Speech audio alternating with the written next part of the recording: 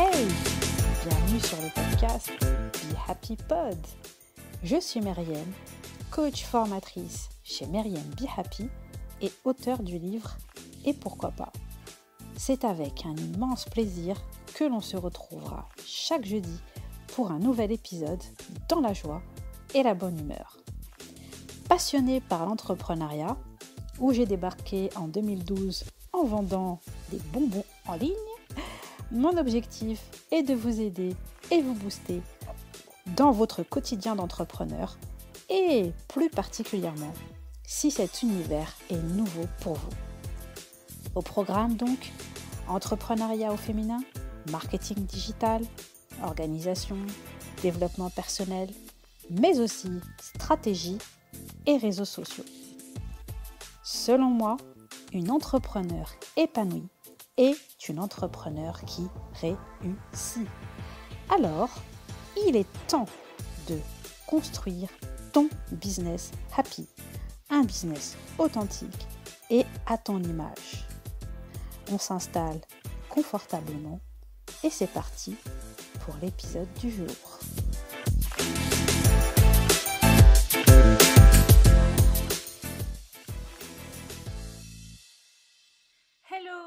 Hello tout le monde, j'espère que vous allez bien. Je suis ravie de vous retrouver pour un nouvel épisode du Be Happy Pod, l'épisode numéro 23 déjà.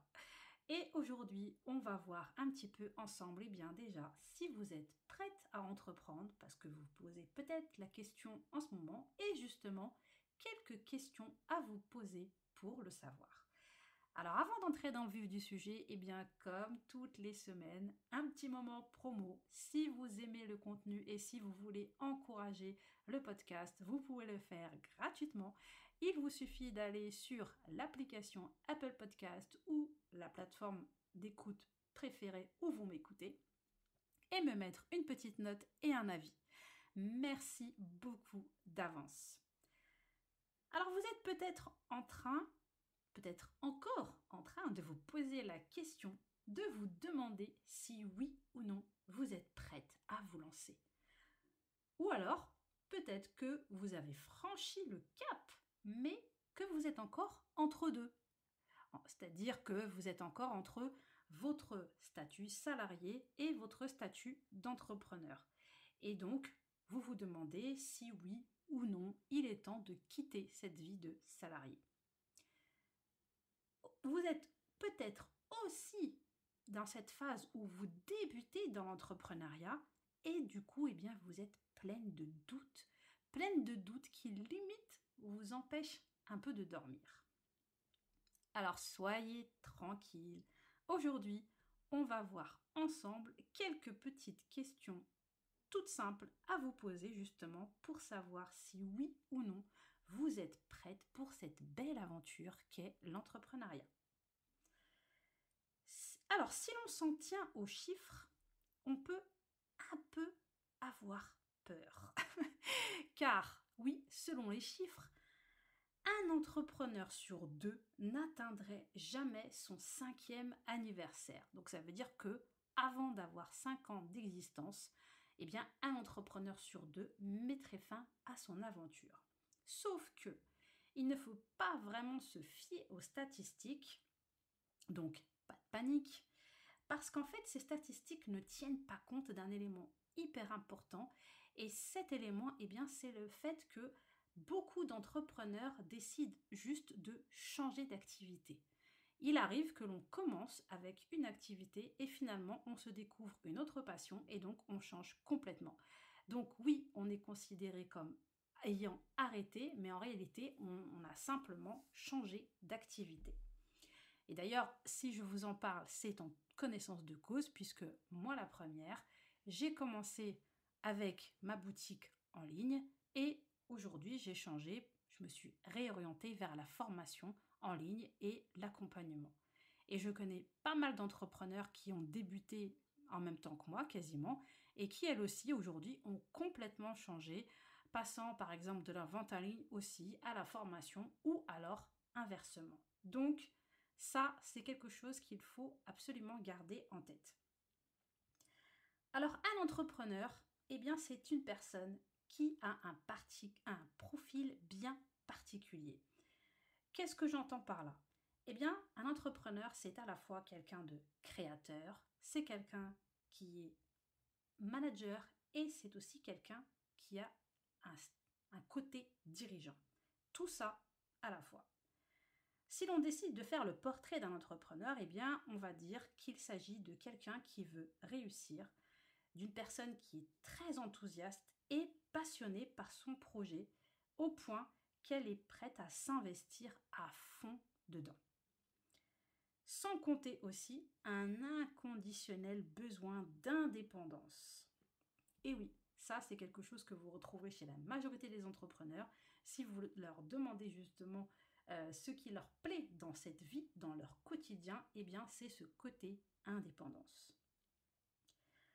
Si déjà toutes ces petites choses que je viens de citer vous parlent, eh bien c'est bon, continuez d'écouter et on va voir ensemble donc quelques questions à vous poser qui vous aideront à y voir plus clair et à savoir si oui ou non vous êtes prête à entreprendre. Alors la première question à vous poser, c'est déjà est-ce que vous avez conscience, à ce moment précis de tous les risques éventuels, de tous les risques que le fait de vous lancer dans l'entrepreneuriat pourrait entraîner pour vous. Alors, quand je parle de risques, c'est un peu relatif, mais c'est quand même quelque chose dont il faut vraiment tenir compte. Déjà, première chose, est-ce que votre conjoint est d'accord? Ou bien est-ce qu'il serait d'accord, par exemple, pour que vous quittiez votre statut de salarié pour vous lancer dans cette aventure? Est-ce que vous en avez parlé avec lui? Est-ce que vous avez évoqué le sujet? Est-ce que vous avez mis ça sur la table? C'est super important. Ensuite, eh bien, niveau financier, est-ce que pour vous, c'est possible de vous lancer, sachant que dans les débuts, vous ne pourrez peut-être pas vous verser de salaire, et ça pendant les premiers mois. Donc, du coup, vous demandez si le salaire de votre conjoint sera suffisant pour compenser ce manque de salaire. Deuxième question, est-ce que vous êtes de nature touche à tout? Quand on débute, il ne va vraiment pas être évident de déléguer certaines tâches. Parce que, comme je viens de le dire, on n'aura pas forcément de moyens. Après, c'est possible, hein, je vous le souhaite du fond du cœur, de réussir dès le début et de cartonner dès le début, c'est tout ce qu'on souhaite. Mais dans la majorité des cas, c'est un peu difficile et il faut être un petit peu patient de ce côté-là.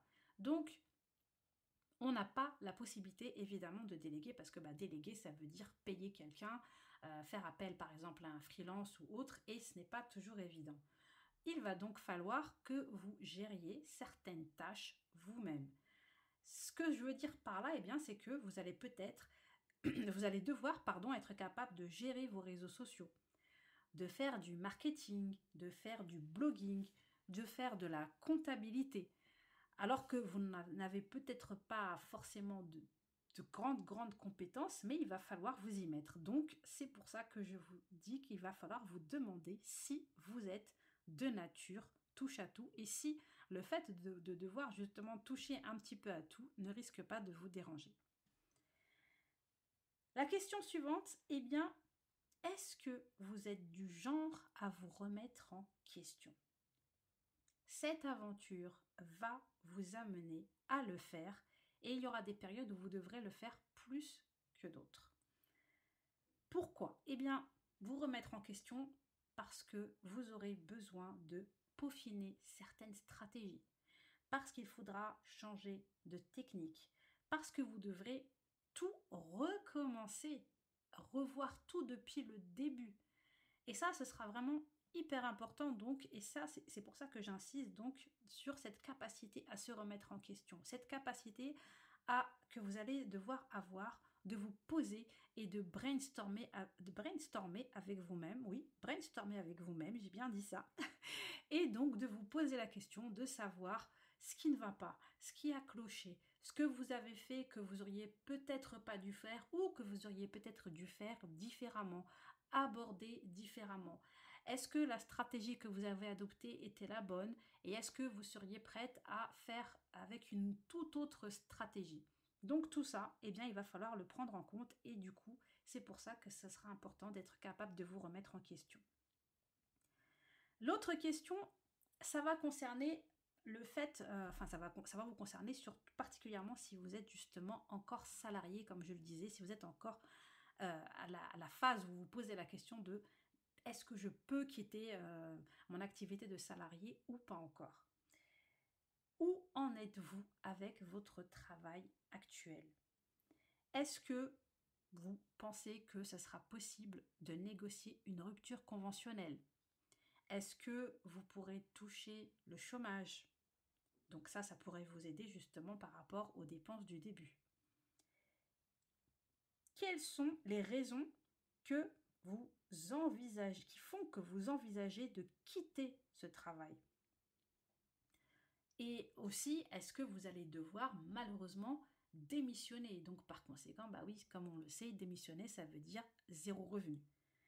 Donc tout cela, en fait, ça va vous aider aussi à compléter votre pourquoi. Parce que dès le début, si vous êtes vraiment au plus clair avec votre réelle motivation pour vous lancer dans cette aventure, c'est ce qui vous aidera dans votre quotidien, c'est ce qui vous aidera à ne pas abandonner, c'est ce qui vous aidera à ne pas baisser les bras et c'est ce qui vous aidera aussi à avancer au jour le jour sans vous poser la question de vous dire est-ce que ça en valait vraiment la peine, parce que vous le savez déjà, vous le saurez dès le début que oui, ça en valait la peine. Donc, posez-vous donc cette question de savoir qu'est-ce qu'il en est, où est-ce que vous en êtes par rapport à votre travail actuel. Alors, la question suivante, eh bien, est-ce que vous allez avoir besoin d'un financement? Parce que selon l'activité que vous allez choisir, vous allez peut-être avoir du mal à commencer sans un minimum de fonds. C'est possible. Donc là, il faut vraiment vous poser cette question. Alors, oui, vous aurez la possibilité de prendre un prêt bancaire. C'est possible. Il y a des prêts bancaires.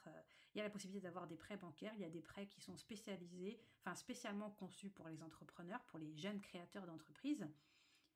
Après, n'oubliez pas un détail, c'est qu'il existe des aides. Et ça, il faut se renseigner pour le... Bon, déjà, il faut le savoir, mais bon, on ne le sait pas toujours. Quand on décide de se lancer, c'est pas quelque chose qu'on trouve partout, écrit partout, je veux dire. Donc, il existe certaines aides régionales et il existe aussi des subventions.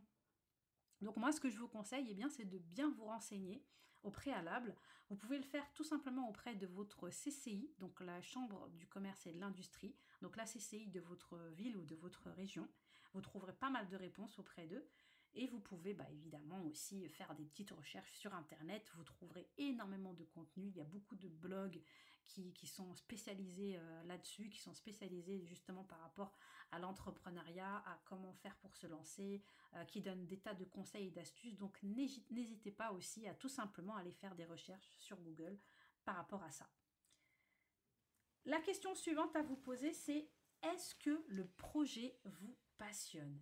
Et oui, une question essentielle à se poser, surtout pour jauger votre capacité, la capacité que vous aurez à vous investir au maximum. Car oui, il va falloir vous investir, beaucoup vous investir. Et donc, plus le projet vous passionnera, plus vous serez, on va dire, mieux disposé à le faire. Voilà. Plus vous aurez de facilité à le faire. Donc, est-ce que vraiment ce projet vous passionne ou est-ce que c'est juste voilà, une petite lubie? Est-ce que c'est juste un projet que vous avez trouvé, une idée que vous avez trouvée pour vous lancer dans l'entrepreneuriat? Ça, c'est super important. Et donc, une question qui découle de ce que je viens de dire, est-ce que vous êtes complètement convaincu de la réussite de ce projet? Ça aussi, c'est important parce que concrètement, il faut savoir que dans le quotidien d'un entrepreneur, il y a des hauts et il y a des bas, et donc aussi des grands moments de doute, des grands moments où l'on se dit est-ce que ça en valait vraiment la peine? Pourquoi est-ce que j'ai fait ça? Mais qu'est-ce qui m'a pris? et des grands moments de solitude aussi. Donc il faut que dès le début, dès le moment où vous allez décider de vous lancer dans cette aventure, vous soyez vraiment, comme diraient les Américains, crystal clear, donc 100% aligné, 100% convaincu de la réussite de votre projet. Puis, il faudra vous demander si vous avez les compétences nécessaires. J'en ai un petit peu parlé dans une question précédente, mais il y a, voilà, vous êtes peut-être posé là, vous avez peut-être pris cette décision donc de vous lancer dans l'entrepreneuriat et l'idée qui vous est venue en tête par rapport à ce que vous aimez, par rapport à ce qui vous passionne, eh bien c'est peut-être de vous lancer en tant que rédactrice web.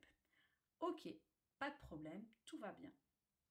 Pourquoi? Bien tout simplement parce que vous aimez beaucoup écrire, c'est quelque chose qui vous passionne, tout l'univers de l'écriture vous passionne et vous vous dites pourquoi pas me lancer en tant que rédactrice web, justement pour aider peut-être certains d'autres entrepreneurs par rapport à ça, pour les aider à rédiger leurs articles de blog, pour aussi peut-être rédiger du contenu, rédiger des pages de vente, des pages de capture, enfin toutes les choses qui nécessitent donc de la rédaction au final, mais évidemment tout ça, ça demande certaines compétences.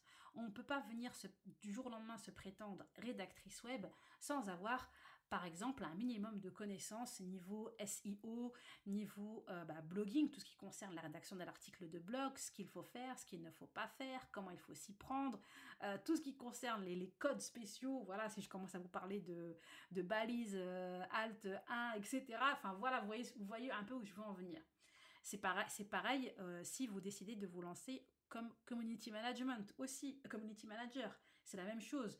On ne peut pas décider de se lancer en tant que community manager si on n'a pas un minimum de connaissances s'agissant des réseaux sociaux. C'est la base de la base. Si on ne sait pas ce qu'il faut faire, si on ne sait pas comment s'y prendre.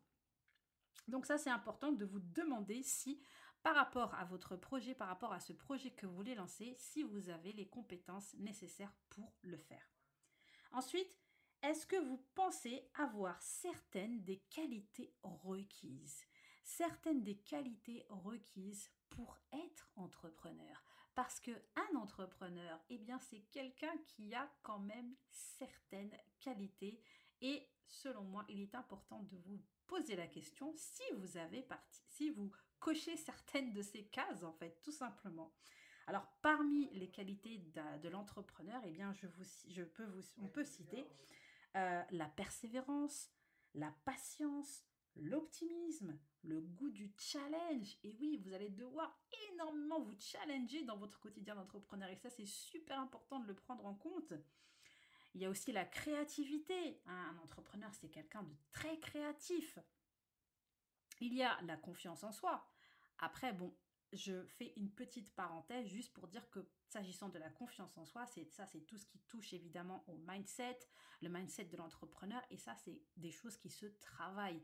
Évidemment, on peut très bien se lancer en tant qu'entrepreneur alors que on manque de confiance en soi. Il y a beaucoup d'entrepreneurs qui en parlent, qui parlent de leur début par exemple avec leur grand manque de confiance en eux, mais c'est quelque chose que l'on peut travailler petit à petit. Donc ça, il ne faut pas vous freiner par rapport à ça évidemment. Et puis aussi, la capacité d'organisation et d'anticipation. Capacité d'organisation, parce que là, en tant qu'entrepreneur, vous allez être seul maître à bord. Alors oui, c'est vrai que quand on se lance en tant qu'entrepreneur, souvent, dans les débuts, la chose que l'on aime bien dire, c'est trop bien, je vais pouvoir gérer mon emploi du temps toute seule, sans avoir à dépendre de quelqu'un d'autre, sans que quelqu'un puisse m'imposer telle ou telle deadline, etc., etc. Mais pour autant, il ne faut pas oublier que du coup, ça va amener au fait que vous allez devoir être capable de vous organiser vous-même, de trouver une bonne organisation pour être productive, pour accomplir vos tâches, pour aller au bout de vos tâches. Donc ça, c'est super important. Et après, quand on parle d'anticipation, ça aussi c'est pareil. Il va falloir anticiper tout votre quotidien d'entrepreneur, c'est empli d'une capacité d'anticipation. Il va falloir être capable de vous projeter, de visualiser et d'anticiper certaines choses. Donc ça aussi, c'est très très important. Enfin, dernière question et pas des moindres, donc j'ai envie de dire last but not least.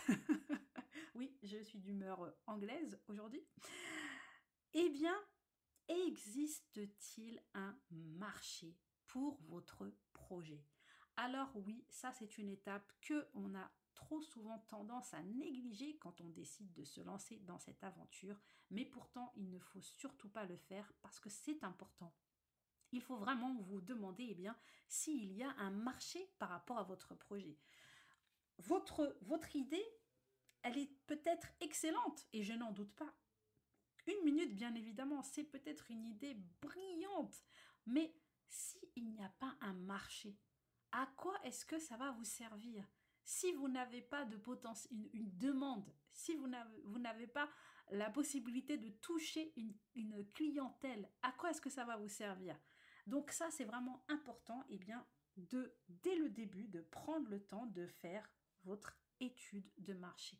Parce que sans ça, eh bien, vous ne serez pas plus avancé pour votre projet entrepreneurial. Donc, très important de vous demander si oui ou non il existe un marché pour votre projet. Et bien voilà, c'est tout pour cet épisode. J'espère vraiment que vous qui m'écoutez et qui êtes peut-être en train de vous poser la question de savoir si oui ou non vous êtes prête à vous lancer, j'espère avoir pu vous éclairer un petit peu. J'espère que vous trouverez quelques pistes justement par rapport à ça et que maintenant ce sera un peu plus clair dans votre esprit, pardon.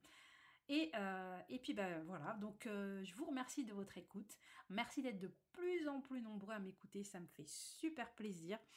Et bien en fonction du moment où vous m'écoutez, je vous souhaite un bon après-midi, une bonne journée, une bonne soirée. Et je vous dis eh bien à très vite pour un prochain épisode. Prenez bien soin de vous. Ciao ciao. Merci d'avoir écouté cet épisode jusqu'au bout. Vous pourrez retrouver toutes les ressources mentionnées ainsi que les notes de l'épisode sur le blog meriembehappy.com.